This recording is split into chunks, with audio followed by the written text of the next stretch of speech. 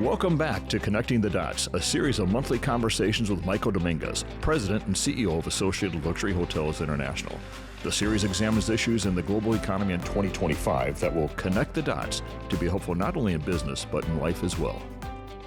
Well, my favorite topic, food and beverage, it's back again. And, we know this is an important part of our lives. It's an important part of our food and beverage budget. It is an important part of an overall meeting experience. It will never go away.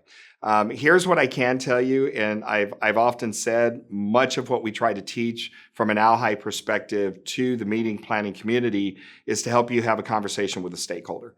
The important part is McKinsey just released their World Food Index in pricing and what that looked like, and it is now 24% higher than it was in 2019.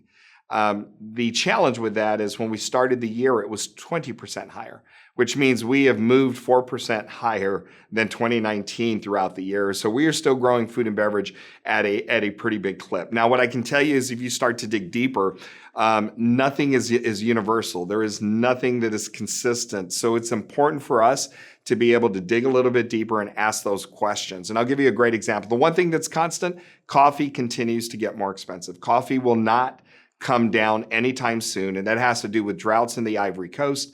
That has to do with literally dry weather conditions that we have in South America. That is going to continue to be a headwind for all of us when it comes to food and beverage pricing and food and beverage inflation. But other things have come down. I joked that nothing was stupider than eggs last year, and the price of eggs with that cost, that actually came down significantly and will continue to come down because we're past the bird flu issue that we had that actually spiked that egg pricing. But bananas are very expensive. And again, this has to do with weather conditions around the world. That is going to continue to be a push for us.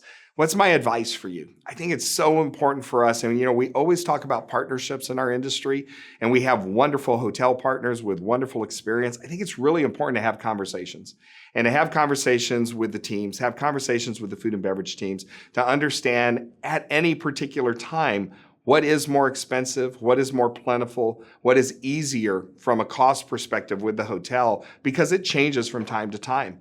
Over my time, over the last couple of years, at certain times, we've seen a spike with pricing with shrimp, and that has to do with conditions in the Gulf Coast. That isn't a problem right now. Shrimp is actually one of those items that has consistently come down.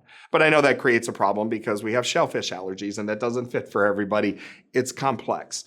And in a complex world, I think it's important to lean on your partners, to ask the right questions, and to lean on the experts to really tell you where they can help you. Because at the end of the day, the hotel, yes, they're looking for revenue, but they're also trying to keep their profitability in line.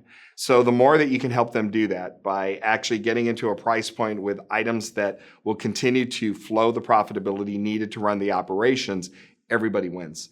But that requires partnership, that requires open conversation, and that requires a little bit more due diligence on all of our parts. And I think it's kind of necessary in this environment, especially around the food and beverage.